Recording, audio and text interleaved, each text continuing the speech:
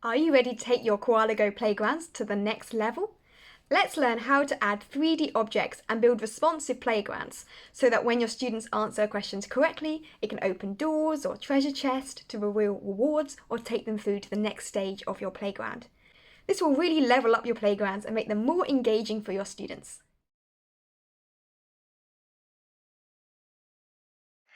First, let's have a look at some of the pre-made Koala Go playground templates. These are already built into Koala Go and set up a nice sort of adventure scene that you can then customize according to your lesson. So we're going to click on the top right corner where is the three little lines menu, and then you're going to go to Reset Playground. So by default, it just looks like this plain green field. If you click Reset Playground, you can select a whole range of other options, like a summer classroom theme, a winter classroom theme, a farm, ski resort, spacewalk, and so on. I think the spacewalk one sounds fun. Let's select that. Okay, now we're in our new space-themed classroom, but we want to decorate it with a few more fun 3D items. These are a great way to create more immersive role-play environments or set up more of a playground adventure. Go to the bottom of the screen where it says Add Blocks, Objects, Images, or Stickies. This opens up a whole bunch of different options. Click on Home and Decor to be taken to the 3D items library.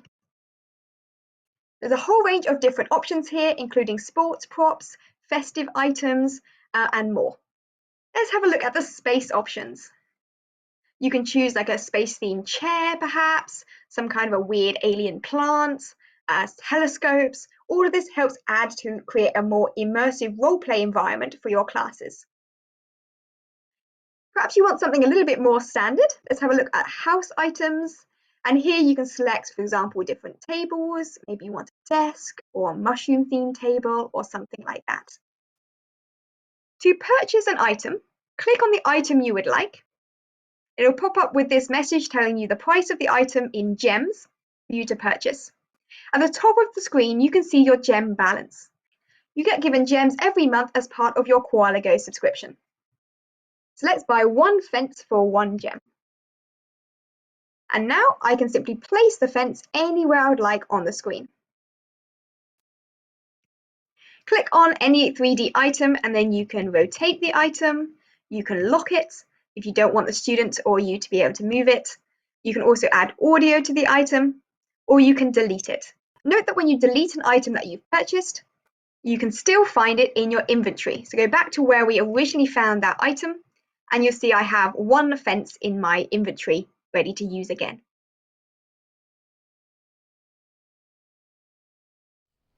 Some Koala Go 3D items are actually more interactive as well. For example, the sports items. You can directly pick up these balls and throw them around the playground. This is not only just a bit of fun, but you can also use this in some educational activities. For example, I've seen some teachers getting students to fire the ball at the correct answer for a question, or to throw them at, for example, some word tiles and ask the student to read out the word. So let's purchase a soccer ball. And I can click, place it anywhere on the screen. They simply click to pick up the ball, and then they can click anywhere on the screen to show where they want to shoot the ball at. So maybe I want to shoot it at the wall here, press and hold, and then fire. Now, if I've lost my soccer ball, I can simply go to the top where it says configure this playground, select respawn items, and then get that soccer ball back again on the screen.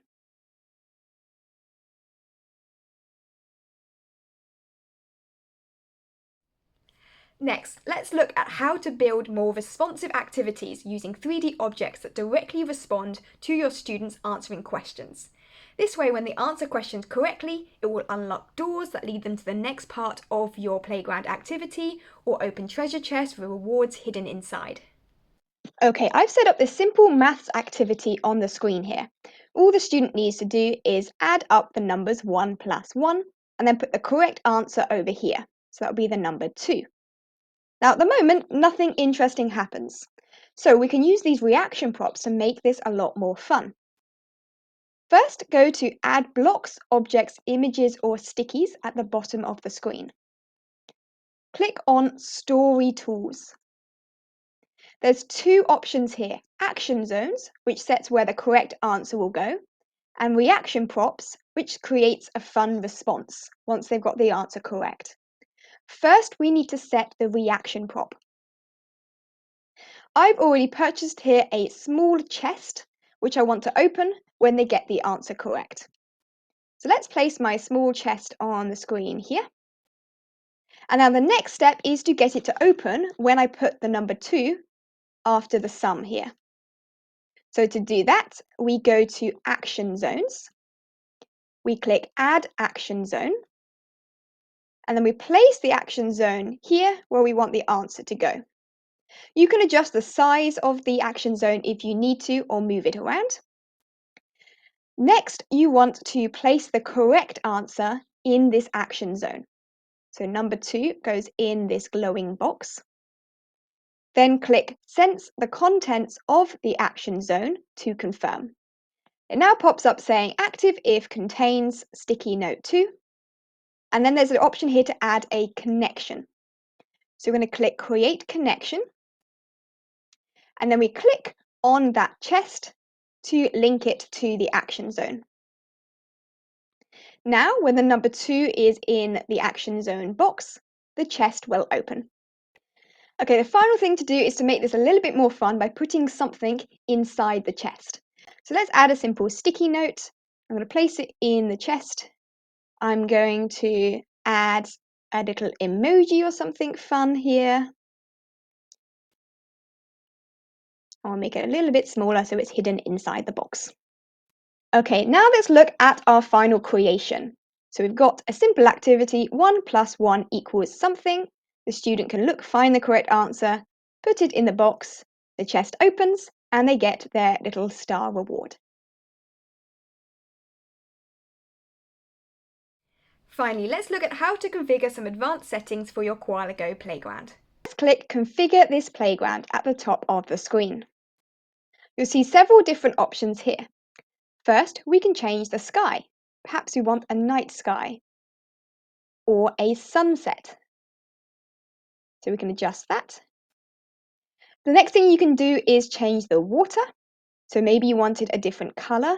Maybe we're having some kind of spooky alien world vibe going on here. And you can change the height as well if you want certain elements to be under or above the water.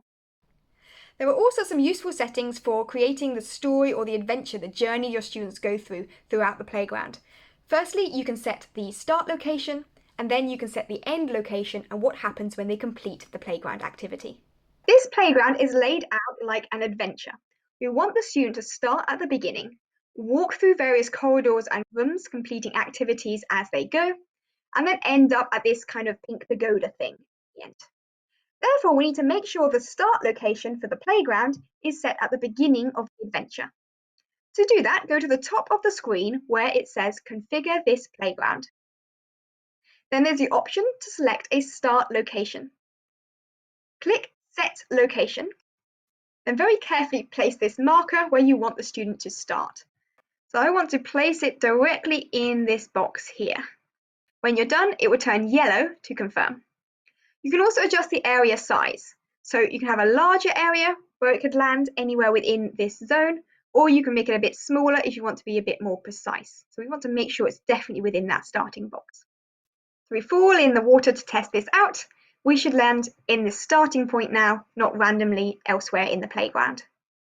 Now, if we're going to create this as a playground story, that means it's something we want our students to do in their own time outside of class. So it's going to be a self-paced activity. We can also set something to happen when they reach the end point. So again, go to Configure this playground and then select Configure Story. So we can set an end location in the same way as we set the start location. And we can also set a custom end screen to pop up when they complete the activity.